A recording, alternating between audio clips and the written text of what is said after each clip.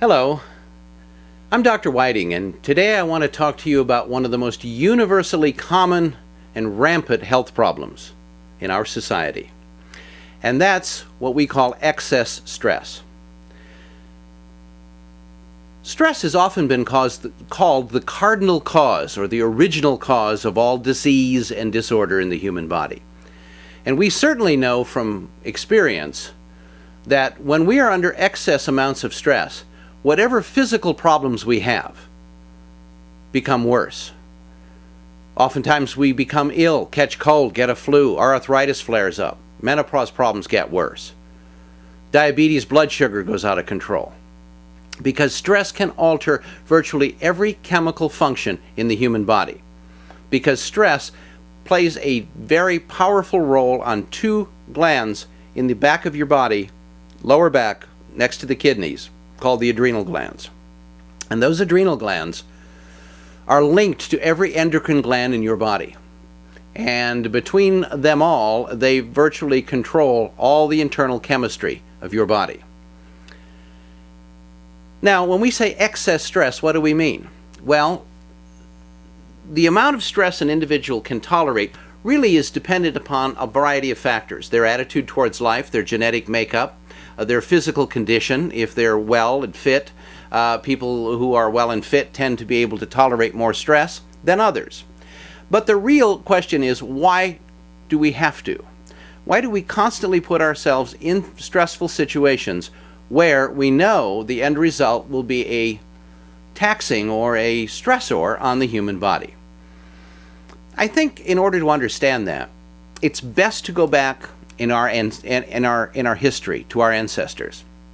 You see, we didn't always have automobiles and supermarkets and all the modern conveniences of life. And when our ancestors 1,000 years ago wanted to provide lunch or dinner for their family, they took a club, a stick, an axe, a primitive spear, and they went out and hunted. And under those circumstances, it was almost equally possible that they would become lunch rather than bring lunch home. And so the human body, in order to survive, created what we now call the fight or flight complex or system. In other words, when we are under crisis, we are under attack, and we are in a position where we are likely to be threatened physically, the body prepares for this crisis in a variety of chemical ways. It secretes powerful hormones from the adrenal glands. And those hormones are designed to change the body chemistry to make us ready to either fight for our life or run for our life. And these hormones, like adrenalins, sharpen the view, increase the respiration, lower the blood pressure, make us more alert, prepare us for battle, prepare us to flee. Unfortunately, we have very few situations today where we have to fight or run. Or there are very few situations where we should fight or run, or where we can fight or run. Modern society tends to frown on this behavior, and rightfully so. But those ancient genetics are still with us. So every time we get into a situation that is annoying, angering, frightening, disturbing, those old hormones go to work, and our bloodstream fills with all kinds of adrenalins and various other adrenal hormones, preparing us for physical activity, to fight or run. Yet we almost never can do either. So we usually sit at work, angered, mumbling, wringing our sweaty hands, cursing under our breath, allowing those hormones to surge through our body, and over time they can damage a variety of living cells and systems within the human body. The most important problem, or the most important factor, is that over time this constant stimulation of these stress hormones will exhaust the adrenal glands to the point where they won't know anymore when it's time to fire and when it's time for a false alarm. See, because most of the time it's a false alarm in our society, because we never use what those hormones were intended for. We sit, we keep quiet. We should go out and run around the block or go to the men's room or ladies' room and jump up and down and dissipate that energy and those chemicals, but we don't. And the end result of that over time can be chronic or acute anxiety, wherein you're sitting in a park bench on a Sunday afternoon watching the beautiful billowy clouds go by, and all of a sudden your heart starts to race, your hands get sweaty, you start to perspire, and you just feel like you want to jump out of your skin. We call that an anxiety attack. When they're very severe, we call them panic attacks. And these are caused oftentimes by excessive stress and anxiety in our life to the point of adrenal exhaustion, where the adrenals can no longer recognize a true crisis from a false alarm. Now, when you go to the doctor for these things, they prescribe anti-anxiety medications and in some cases antidepressants.